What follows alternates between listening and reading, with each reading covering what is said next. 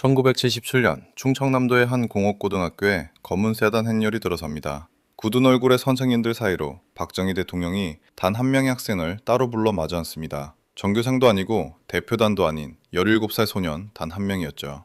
그로부터 50년 뒤 삼성이 찾아오고 현대가 찾아오고 미국 엑소모빌까지 직원 60명 남짓한 이 작은 회사에 고개를 숙입니다. 미국도 일본도 세계 최고 기업조차 두 손 든 기계를 이 회사가 만들어냈거든요. 그런데 이 회사 처음부터 잘 나갔던 게 아닙니다. 전교 1등이던 소녀는 왜 인문계를 포기해야 했을까요? 세계 1위 기업 임원 자리를 왜 제 발로 걷어찼을까요? 그리고 창업 3년 만에 닥친 외환 위기는 어떻게 산업 하나를 통째로 삼켰을까요? 가난에서 공고로 밀려났던 그 소년이 어떻게 세계를 따라오게 했는지 그 이야기를 지금 시작합니다. 그 두 마디가 17세 소년의 심장에 그대로 박혔습니다. 그런데 대통령은 왜 그 많은 학생 중에 하필 이 소년을 따로 불러앉혔을까요? 이야기를 처음으로 돌려보겠습니다. 1960년 대전에서 한 사내 아이가 태어납니다. 이름은 김기영. 어릴 때부터 유난히 머리가 좋았어요. 초등학교도 전교 1등, 중학교도 전교 1등, 동네에서 소문난 수재였습니다. 이런 아이라면 당연히 좋은 인문계 고등학교에 가서 대학까지 쭉 받는 게 그 시절 정해진 길이었죠. 다들 그렇게 될 줄 알았습니다. 그런데 집안이 그만 무너집니다. 아버지가 가구 사업을 하셨는데 남의 빚 보증을 섰다가 그게 잘못됐어요. 한순간에 살림이 기울어 버린 겁니다. 그 시절 빚 보증 잘못 서서 집안 통째로 주저앉는 일 겪어보신 분들은 그 막막함을 아실 겁니다. 책상 앞에 앉아 공부만 할 처지가 아니었어요. 당장 기술을 배워서 밥벌이를 해야 하는 처지가 된 거죠. 그래서 이 전교 1등 소녀는 인문계를 접습니다. 대신 충남 기계공업고등학교 공고에 들어가요. 그것도 수석으로. 지금 들으면 그냥 그런가 보다 싶지만 1970년대 전교 1등이 공고에 간다는 건 보통 일이 아니었습니다. 머리 좋은 아이는 인문계 가서 판검사, 의사 되는 거고 형편 어려운 아이는 공고 가서 손에 기름 묻히는 거다. 그런 구분이 뚜렷하던 시절이거든요. 주변에서 얼마나 아까워했겠어요. 저렇게 공부 잘하는 애가 왜 공고를 가느냐고요. 될성 부른 나무가 가난 때문에 방향을 튼 겁니다. 소년 본인도 속으로는 얼마나 삼키는 게 많았을까요. 그런데 안타까운 이 선택이 어쩌면 나라의 방향까지 바꾸는 첫걸음이 될 줄은 그때 아무도 몰랐습니다. 그리고 1977년 소년이 17살이 되던 해에 일이 벌어집니다. 박정희 대통령이 실업계 학교를 격려하러 이 공고를 직접 찾아온 거예요. 그 시절 대통령이 학교에 온다는 게 어떤 일인지 짐작하시죠? 검은 세단 행렬이 학교 앞에 서고 온 동네가 들썩였습니다. 그런데 대통령이 그 자리에서 수석으로 입학한 학생 한 명을 따로 불러요. 바로 17살 김기영이었습니다. 그렇게 대통령과 소년이 단둘이 마주 앉습니다. 10분 남짓, 아주 짧은 시간이었어요. 그 10분 동안 대통령이 소년에게 건넨 말이 두 마디였습니다. 세계 최고의 기술을 가져라. 그리고 나라에 꼭 필요한 일을 하라. 별거 아닌 것 같죠? 요즘 흔한 덕담처럼 들리기도 하고요. 그런데 이 두 마디가 17살짜리 가슴에 대모처럼 박혀버립니다. 한 나라의 대통령이 그 바쁜 사람이 가난한 집 공고생 하나를 붙들고 눈을 맞추면서 해준 말이었으니까요. 소년에겐 그게 하늘에서 내려온 명령처럼 들렸을 겁니다. 청와대에서 전달된 대통령의 글씨까지 소년은 평생 고이 간직했어요. 남들에겐 그냥 스쳐가는 격려 한마디였을지 몰라도 이 소년에겐 인생 전체를 끌고 갈 나침반이 된 겁니다. 면담이 끝나고 소년은 며칠 밤을 앓듯이 고민합니다. 세계 최고의 기술, 나라에 필요한 예. 그럼 나는 뭘 해야 하나? 보통 17살이라면 그냥 좋은 말 들었다 하고 넘어갔을 겁니다. 그런데 이 소년은 달랐어요. 그 두 마디를 진짜 자기 숙제로 받아 하는 거죠. 17살이 국토지도를 펼쳐놓고 계산하기 시작해요. 우리나라는 땅이 좁습니다. 그런데 사람들은 점점 도시로 모여들죠. 땅이 좁고 사람은 몰리면 건물은 어떻게 될까요? 위로 올라갈 수밖에 없습니다. 건물이 높아지면 사람과 짐을 위아래로 실어 나르는 일, 그러니까 승강기 수요가 폭발할 거다. 이 계산을 17살이 혼자 해낸 거예요. 그래서 고등학교 1학년 소녀는 결심합니다. 승강기, 그러니까 엘리베이터 분야에서 세계 최고가 되겠다. 지금 봐도 당돌한 결심이죠. 17살이 세계 최고를 입에 담은 겁니다. 문제는 그때 우리나라엔 이걸 제대로 배울 한글 교재가 한 권도 없었다는 겁니다. 승강기 기술이라는 게 죄다 외국 것이었으니까요. 그래서 소녀는 영어 원서와 일본어 원서를 구해다가 사전 끼고 들어요. 모르는 단어 하나하나 찾아가면서요. 낮에는 아파트 공사 현장을 뛰어다니면서 실제로 이 기계가 어떻게 돌아가는지 두 눈으로 익혔습니다. 누가 시킨 것도 아니고 당장 돈이 나오는 것도 아니었어요. 그냥 17살의 약속 하나 붙들고 그렇게 시작한 겁니다. 요즘 아이들 같으면 진작에 포기했을 그 길을요. 그 10분의 면담이, 며칠 밤의 고민이 앞으로 이 사람의 50년을 통째로 끌고 갑니다. 남들이 보기엔 무모했지만 소년의 머릿속엔 이미 답이 서 있었던 거예요. 그런데 말이죠. 17살의 이 계산이 진짜 맞았다는 걸 세상에 증명하는 데는 무려 40년이 걸립니다. 그리고 그 첫 관문은 세계에서 가장 높은 벽이었어요. 그 벽 앞에 선 청년은 이제 17살이 아니었어요. 울산공대 기계공학과를 졸업한 김기영은 곧장 세계에서 가장 높은 벽을 향해 걸어갑니다. 바로 오티스였죠. 1853년에 세워진 회사, 파리 에펠탑에 엘리베이터를 달았던 회사, 현대식 엘리베이터를 세계 최초로 만들어낸 바로 그 회사입니다. 승강기라는 세계에서 오티스는 그냥 1등이 아니라 오랫동안 이 분야 그 자체였습니다. 생각해보면 참 얄궂죠. 충남 공고에 다니던 시절 그가 만날 수 있던 건 한글 교재도 없는 두꺼운 영어 원서와 일본어 원서뿐이었어요. 그 원서 속 문장으로만 겨우 더듬던 회사, 사진으로만 보던 그 이름. 김기영은 그 회사의 문을 원서가 아니라 제 손으로 직접 열고 들어간 겁니다. 남의 나라 청년이, 그것도 지방 공고에서 출발한 청년이요. 들어간 다음이 더 놀랍습니다. 이 사람은 하루에 4시간도 채 자지 않았어요. 눈 뜨면 현장이었고 눈 감기 직전까지 도면이었습니다. 한국이든 어디든 전 세계 공사 현장을 제 발로 뛰어다녔죠. 남들이 퇴근해서 쉴 때 그는 현장 먼지를 뒤집어 쓰고 있었고 남들이 잠들 때 그는 원서를 붙들고 있었습니다. 그렇게 몸을 갈아 넣으니 회사가 그를 그냥 둘 리가 없었습니다. 실력으로 밀어붙이니까 나라도 학벌도 다 무너지더라는 거예요. 마침내 그는 아시아 태평양 지역의 연구개발 이사 자리에 오릅니다. 그의 나이 29살이었어요. 지금 들어도 대단한데 그 시절이라는 걸 생각하면 감이 조금 다르게 옵니다. 세계 1등 기업의 연구개발 조직에서 아시아 사람 얼굴을 보기가 참 드물던 시절이었어요. 미국 백인 엔지니어들이 꽉 잡고 있던 그 신장부에 한국에서 건너온 청년이 이사 명함을 들고 앉은 겁니다. 우리 세대가 기억하는 그때 우리나라 위상을 떠올려 보면 이게 얼마나 대단한 일인지 실감이 나실 거예요. 그 무렵 한국은 세계 무대에서 아직 변방이었고 기술은 늘 선진국에서 배워오는 처지였잖아요. 그런 나라에서 온 청년이 세계 1등 회사의 기술을 책임지는 자리에 오른 겁니다. 앞으로는 미국 본사, 그 다음은 더 높은 승진 코스. 누가 봐도 탄탄대로였죠. 남들 같으면 이쯤의 인생의 정점이라고 여기서 뿌리 내리면 되겠다고 생각했을 자리였습니다. 그런데 말입니다. 그가 33살이 되던 해, 이 사람은 그 자리에 사표를 냅니다. 남이 밀어낸 것도 아니고 회사가 어려워진 것도 아니었어요.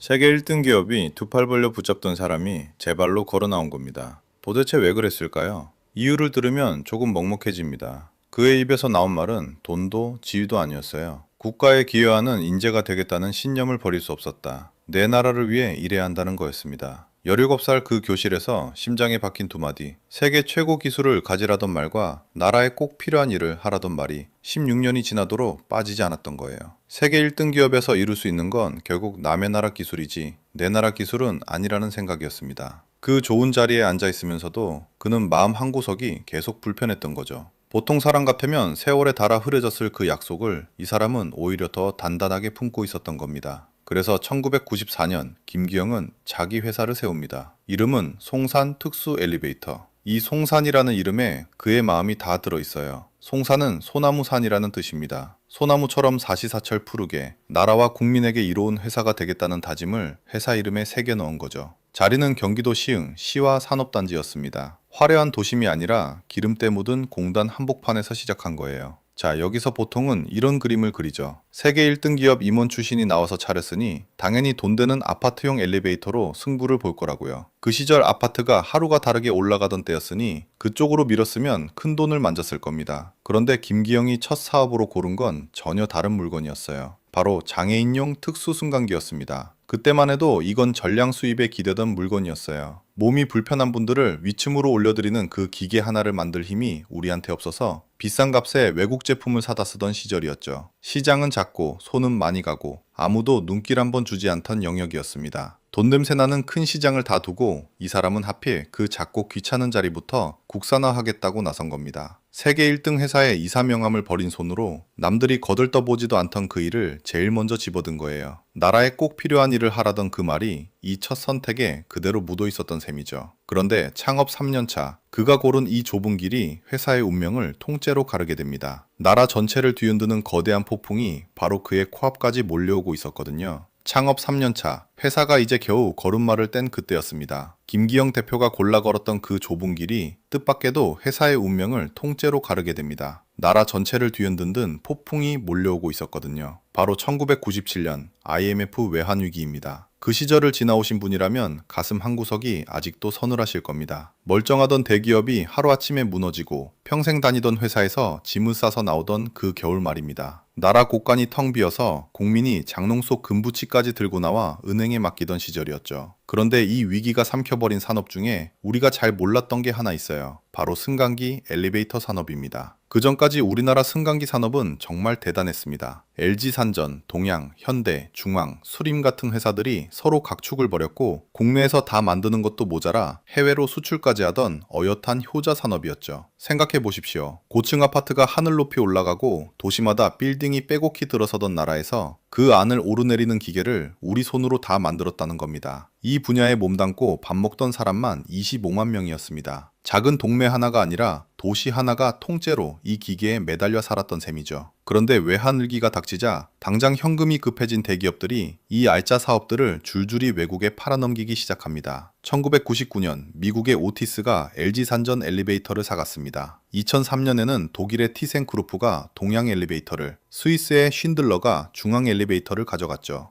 2004년엔 핀란드의 코네가 수림 엘리베이터마저 손에 넣었습니다. 몇 년 사이에 우리 손으로 키운 회사들이 하나둘 남의 이름표를 달게 된 겁니다. 문제는 그 다음이었어요. 회사를 사간 외국 기업들이 어떻게 했을까요? 국내에 있던 연구개발 조직부터 없애버렸습니다. 우리 기술자들이 밤새워 도면을 그리던 그 자리를요. 기술이라는 건 사람 머릿속에 쌓이는 건데 그 사람들이 앉을 책상 자체를 치워버린 겁니다. 그러고는 인천이며 창원에 있던 공장들을 팔아치우고 생산기지를 중국 같은 값싼 나라로 옮겨버립니다. 껍데기는 우리 땅에 남았지만 알맹이는 죄다 빠져나간 거예요. 자기 나라에서 기술을 익힐 씨앗 자체를 뽑아버린 셈이죠. 결과가 어땠을까요? 한때 엘리베이터를 만들어 수출하던 나라가 이제는 필요한 물건의 80%를 외국에서 사다 쓰는 나라로 주저앉았습니다. 만들던 나라에서 사다 쓰는 나라로. 이 한 줄이 얼마나 뼈아픈 말인지 산업 하나 키우는 게 얼마나 오래 걸리는지 아는 세대는 아실 겁니다. 그 과정에서 사라진 일자리가 자그마치 20만 개였습니다. 25만 명이 먹고 살던 산업에서 20만 개의 밥그릇이 순식간에 증발한 거예요. 안방까지 글로벌 공룡들이 성큼성큼 걸어 들어온 겁니다. 나라의 산업주권 하나가 위기라는 명분 아래 이렇게 조용히 넘어갔습니다. 총성 한 번 없이 신문 헤드라인 크게 한 줄 나지도 않고 말이죠. 반도체나 조선처럼 나라가 온 힘을 다해 지켜낸 산업도 있었지만 승강기는 그렇게 소리 소문 없이 남의 손에 넘어가 버린 겁니다. 오랜 세월 사회생활 해오신 분들은 아실 거예요. 한 번 넘어간 밥그릇은 다시 찾아오기가 얼마나 어려운지 말입니다. 이 모든 광경을 창업 3년차 김기영 대표는 맨눈으로 똑똑히 지켜봤습니다. 이제 막 시작한 작은 회사 사장에게 이건 남의 일이 아니었어요. 발밑이 무너지는 소리였습니다. 한때 자기가 몸담았던 세계 1위 오티스마저 국내 회사를 사들여 안방 깊숙이 들어와 있었으니까요. 저 거대한 기업들이 자본을 앞세워 시장을 차지했는데 60명 남짓한 이 작은 회사가 그들과 똑같은 아파트용 엘리베이터를 들고 정면으로 붙는다? 그건 100번 싸워 100번 지는 길이었습니다. 계란으로 바위를 치는 정도가 아니라 아예 링 위에 올라가는 순간 끝나는 승부였죠. 김기영 대표는 아주 냉정하게 계산했습니다. 살 길은 딱 하나뿐이었어요. 저 거대한 공룡들이 돈이 안 된다고 거들떠보지도 않는 곳, 기술이 없어서 아예 들어오지 못하는 곳, 남들이 다 버린 특수 엘리베이터, 오직 그 한 우물만 판다. 그러니까 남들이 큰 길로 우르르 몰려갈 때 혼자 가시덤불 우거진 좁은 산길로 방향을 튼 겁니다. 당장은 손해보는 것처럼 보여도 그 길엔 적어도 나를 밟고 지나갈 거인이 없었으니까요. 창업 때 아무도 눈길 주지 않던 장애인용 승강기를 국산화했던 그 고집이 이제는 회사를 살리는 유일한 무기가 된 겁니다. 넓은 길을 포기하고 스스로 가장 좁은 문으로 걸어 들어간 거죠. 그리고 그 기회는 누구도 예상하지 못한 곳에서 찾아옵니다. 휴전선 아래 땅속 350m. 세계가 전부 고개를 저은 그 현장이었어요. 자, 그 현장으로 내려가 보죠. 세계가 전부 고개를 저었다던 그곳 말입니다. 때는 2002년 한일 월드컵을 코앞에 둔 시점이었어요. 온 나라가 붉은 물결로 들썩이던 그 시절, 정부와 파주시는 조용히 큰 그림을 하나 그리고 있었습니다. DMZ, 그러니까 비무장지대 안에 있는 제3땅굴을 안보 관광 코스로 열겠다는 계획이었죠. 이 제3땅굴이 어떤 곳인지 아십니까? 북한이 우리 몰래 파내려온 남침용 굴입니다. 1978년에 발견됐어요. 서울에서 겨우 50km 남짓, 유사시 1시간에 수만 명의 병력을 서울로 들이밀 수 있는 무시무시한 통로였습니다. 그 시절을 살아오신 분들은 이 이야기만 들어도 등골이 서늘하실 겁니다. 우리가 발 뻗고 자던 그 아래로 적이 소리 없이 굴을 파고 있었다는 뜻이니까요. 그 아픈 역사를 이제는 국민이 직접 두 눈으로 확인하게 하자. 이게 정부의 뜻이었습니다. 안보의 현장을 감추는 게 아니라 당당히 보여주는 것. 나라를 지켜온 세대에게 이만한 산교육이 없죠. 문제는 그 다음이었어요. 이 굴을 국민들에게 보여주려면 지하 350m 아래까지 사람을 안전하게 실어내려야 합니다. 그런데 이게 보통 일이 아니었어요. 땅굴이 반듯하게 수직으로 뚫려 있질 않거든요. 비스듬하게 경사진 채로 깊이 박혀있는 굴입니다. 우리가 아는 그 네모난 엘리베이터는 위아래로만 오르내리죠. 이 경사진 굴에는 쓸 수가 없어요. 그렇다고 걸어서 내려가라고 하기엔 관광객이 감당하기엔 너무 깊고 너무 위험했습니다. 그래서 정부는 세계로 눈을 돌렸습니다. 이름만 대면 알만한 세계 유수의 기업들에게 물었어요. 이 경사진 땅굴에 사람을 실어나를 기계를 만들어줄 수 있겠냐고요. 돌아온 대답은 하나같이 똑같았습니다. 불가능하다. 못한다. 세계 승강기 시장을 쥐락펴락하는 그 거대한 회사들이 약속이라도 한 듯 전부 고개를 저은 겁니다. 생각해보면 이해가 갑니다. 반듯한 수직굴도 아니고 좁고 비스듬한 데다 안전까지 완벽해야 하는 기계였으니까요. 돈은 얼마 안 되고 손은 지독하게 많이 가는 일. 세계 최고들이 굳이 뛰어들 이유가 없었던 거죠. 그렇게 우리 정부는 오도 가도 못하는 처지에 몰렸습니다. 여기서 다들 막막해졌을 겁니다. 세계 최고들이 안 된다는데 누가 하겠어요? 그런데 바로 그 순간 거절하고 돌아서던 어느 기업의 입에서 뜻밖의 한마디가 나옵니다. 세계 1위 오티스였어요. 그들이 이렇게 말했다고 합니다. 그건 우리도 못하는 일이요. 그런데 당신의 나라에 김기영이 있지 않소. 이 대목에서 소름이 돋지 않으십니까? 9년 전이었죠. 김기영이 바로 그 오티스의 임원 자리를 제 발로 박차고 나온 게 말입니다. 세계 최고 기업이 붙잡던 그 자리를 버리고 나온 지 9년. 이제는 그 세계 최고 기업이 자기들도 못하는 일 앞에서 옛 직원의 이름을 먼저 꺼낸 겁니다. 기술자에게 이보다 더한 인정이 어디 있겠어요? 세계 1위가 두 손 들며 우리가 아는 사람 중에 이걸 해낼 자는 그 한국인뿐이라고 말한 거나 마찬가지였습니다. 월드컵이 몇 달 앞으로 다가온 다급한 상황. 이 이야기가 김기영에게 전해집니다. 그의 대답은 짧고 분명했어요. 가능합니다. 세계가 전부 못한다고 손살에 친 그 일 앞에서 60명 남짓한 작은 회사의 대표가 되겠다고 답한 겁니다. 그리고 그는 정말로 해냈습니다. 단 6개월 만이었어요. 지하 350m, 비스듬한 굴을 따라 사람을 실어내리는 경사형 엘리베이터를 완성한 겁니다. 그것도 한 번에 48명이 함께 탈 수 있는 세계에서 가장 큰 규모의 경사형 엘리베이터였습니다. 세계가 불가능이라 못 박은 자리에 대한민국의 작은 회사가 세계 최고 기록을 세워버린 거죠. 이 기계 덕분에 그 뒤로 수십만 명의 관광객이 안전하게 그 깊은 땅굴을 오르내렸습니다. 나라의 아픈 상처를 두 눈으로 확인하고 그 위에서 자유를 실감하고 돌아갔어요. 그걸 가능하게 한 손이 다름 아닌 우리 기술자의 손이었다는 게 저는 지금도 가슴이 뜁니다. 세계가 다시 이 회사를 보기 시작했습니다. 돈 안 된다고 버려진 좁은 길만 걷던 작은 회사가 세계 1위조차 두 손 든 자리에서 이름 석자를 똑똑히 새긴 순간이었죠. 남들이 안 된다고 손 놓은 곳, 바로 거기가 김기영에게는 무대였던 겁니다. 그런데 말입니다. 이 제3땅굴의 기적으로 김기영의 이야기가 정점을 찍었다고 생각하시면 아직 이릅니다. 진짜 승부는 아직 시작도 안 했거든요. 이 회사의 이름을 전 세계 지도대 위에 박아버린 진짜 괴물은 따로 있습니다. 그리고 그건 세상 누구도 주문하지 않은 물건이었어요. 땅굴 하나로 세계가 다시 이 회사를 보기 시작했지만 진짜 괴물은 따로 있었습니다. 그 시작은 뜻밖에도 아무도 김 대표에게 부탁한 적 없는 자리에서였어요. 어느 날 그는 바다 위 거대한 석유 시추 시설 해양 플랜트 현장에 발을 들입니다. 수백 미터 높이로 솟은 철골 구조물에 수천 명이 매달려 일하는 곳이었죠. 그런데 그 사람들이 자기 작업장까지 올라가는데 걸리는 시간이 무려 1시간 20분이었습니다. 좁은 계단과 조그만 엘리베이터에 개미떼처럼 매달려 오르내리는 겁니다. 출근할 때 한 번, 점심 먹으러 한 번, 퇴근할 때 한 번. 이렇게 오르내리다 보면 하루에 4시간이 그냥 허공으로 사라졌어요. 우리 직장인으로 치면 아침에 출근 도장 찍고 나서 반나절을 계단에서만 보내는 셈입니다. 일은 시작도 못했는데 말이죠. 보통 사람 눈에는 그냥 답답한 현장이었을 겁니다. 그런데 김 대표 눈에는 달랐어요. 그건 불편함이 아니라 세상에 아직 없는 기계를 그려야 할 빈자리로 보였습니다. 수백 명을 한 번에 안전하게 저 꼭대기까지 실어 올린 물건. 그런 건 지구 어디에도 없었거든요. 세계 1위 회사들도 손을 안 댄 영역이었습니다. 만들기가 워낙 까다로운 데다 이걸 사줄 곳이 얼마나 될지 아무도 장담할 수 없었으니까요. 그래도 그는 시작합니다. 진짜 놀라운 건 누가 주문한 것도 아니었다는 점이에요. 계약서 한 장 없었습니다. 돈 준다는 사람도 하나 없었어요. 오로지 언젠가 이런 게 반드시 필요해진다는 자기 확신 하나로 무려 1년 8개월을 혼자 파고들었습니다. 회사 살림이 넉넉할 때도 아니었어요. 그 긴 시간을 팔릴지 안 팔릴지도 모르는 물건 하나에 쏟아부은 겁니다. 17살 때 국토지도를 펴놓고 미래를 계산하던 그 버릇이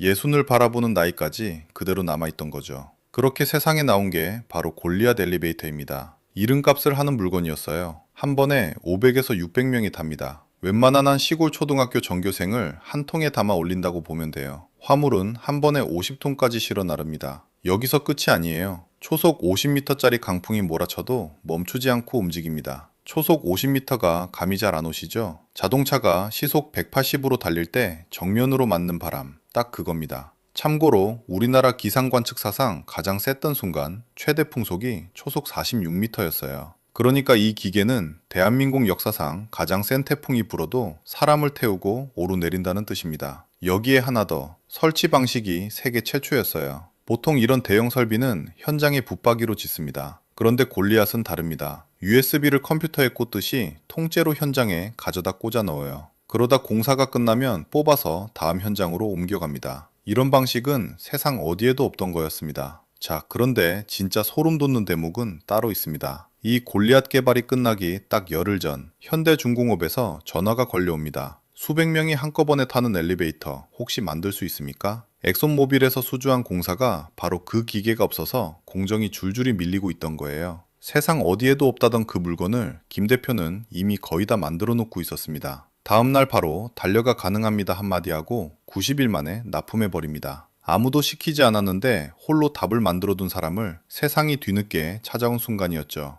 준비된 자에게 기회가 온다는 말, 이보다 더 정확한 장면이 있을까 싶어요. 그 뒤로는 세계가 줄을 섰습니다. 지금 이 골리앗은 30여 개 나라로 팔려나갑니다. 캐나다 헤브론, 노르웨이, 나이지리아, 싱가포르 같은 세계 곳곳의 해양 플랜트가 이 한국 기계를 씁니다. 2018년에는 미국과 일본에서 특허를 받았고 2019년에는 정부가 뽑는 세계 인류 상품에도 이름을 올렸어요. 세계 시장을 실제로 재패한 물건에만 붙는 이름입니다. 한 대 값이 무려 90억 원인데도 세계가 사겠다고 기다립니다. 미국도 일본도 세계 1위도 못 만든 걸 직원 60명짜리 한국 회사가 지구에서 유일하게 만들어낸 겁니다. 그런데 이 회사가 만든 게 돈 되는 물건만 있는 건 아니에요. 엑스베이터라는 물건이 있습니다. 불이 나면 엘리베이터는 절대 타지 말라고 하죠. 그 상식을 뒤집은 불이 나도 작동하는 세계 최초의 비상 피난용 엘리베이터입니다. 연기를 막고 열을 막고 불이 난 걸 스스로 감지하고 공기를 뿜어 유해가스와 화염을 통째로 밀어냅니다.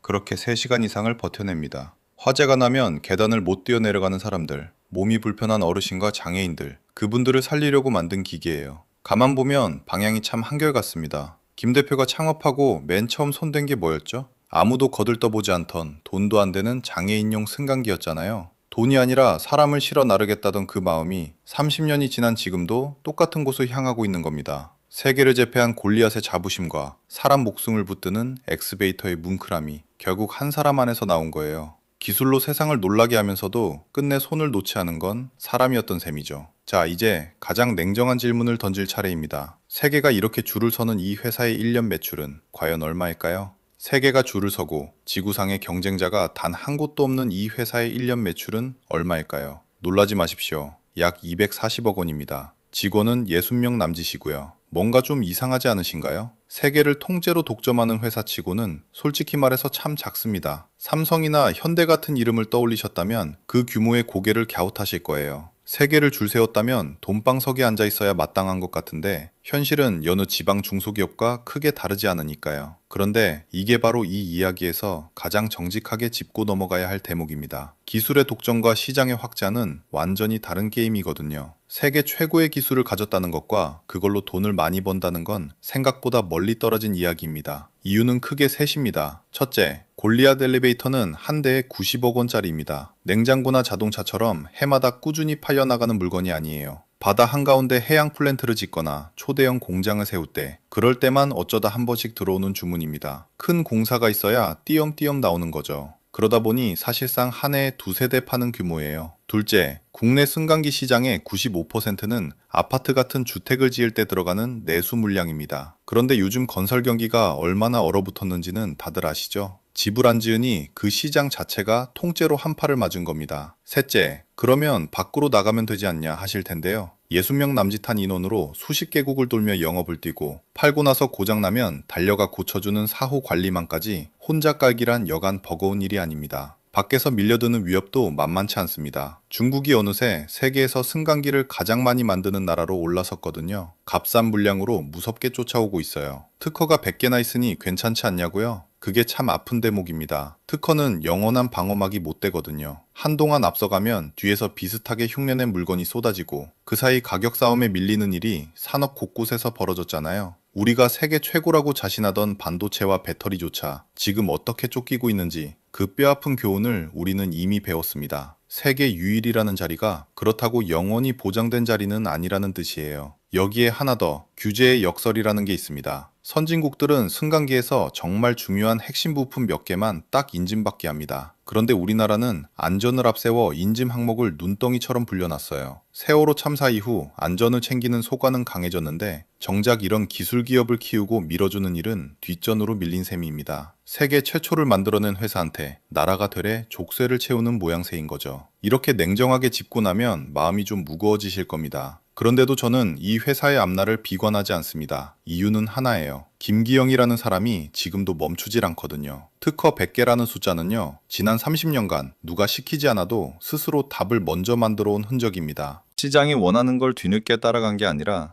세상에 아직 없는 걸 먼저 만들어 놓고 기다린 사람의 발자국이죠. 골리앗도 불이 나도 작동하는 그 피난 엘리베이터도 주문서가 도착하기 한참 전에 이미 완성돼 있었으니까요. 2025년에는 새 연구개발센터 착공에도 들어갔습니다. 60을 훌쩍 넘긴 나이에도 여전히 세상에 없는 그 다음 답을 만들고 있는 겁니다. 이런 사람이 회사를 이끄는 한 저는 쉽게 무너질 거라 보지 않습니다. 그래서 다시 1977년 그 교실입니다. 검은 세단이 줄지어 들어오고 대통령이 17살 소년과 마주 앉았던 바로 그 방이요. 우리는 흔히 그 장면을 소년이 대단한 선물을 받은 순간으로 기억합니다. 그런데 50년을 따라와 보니 알겠더군요. 그 소년이 받은 게 아니라 스스로에게 한 약속이었어요. 세계 최고 기술을 갖겠다. 나라에 꼭 필요한 일을 하겠다. 그 두 마디를 반백년 동안 단 한 번도 놓지 않은 겁니다. 우리는 반도체로 세계를 놀라게 했고 조선으로 바다를 제패했습니다. 그건 재벌의 자본과 국가의 총력이 밀어붙인 결과였죠. 그런데 이번엔 다릅니다. 거대한 대기업도 나라의 지원도 아니었어요. 오직 한 사람의 지독한 고집 하나가 미국도 일본도 세계 최고도 두 손 든 그 기계를 만들어냈습니다. 이런 숨은 기업 우리 산업 어딘가에 또 있을 겁니다. 혹시 알고 계신 곳이 있다면 댓글로 알려주세요. 함께 찾아보고 싶습니다. 그리고 저는 이 이야기가 지금 이 순간에도 어딘가에서 형편 때문에 꿈을 접으라는 말을 듣고 있을 또 다른 17살에게 닿기를 바랍니다. 출발선이 어디였든 남들이 알아주지 않는 좁은 길이었든 한 우물을 끝까지 판 사람을 세상은 결국 찾아옵니다. 50년 전 그 교실의 소년이 오늘 우리에게 그걸 증명해 보였으니까요. 댓글로 여러분의 생각을 남겨주십시오. 구독과 좋아요는 다음 이야기를 만드는 큰 힘이 됩니다. 감사합니다.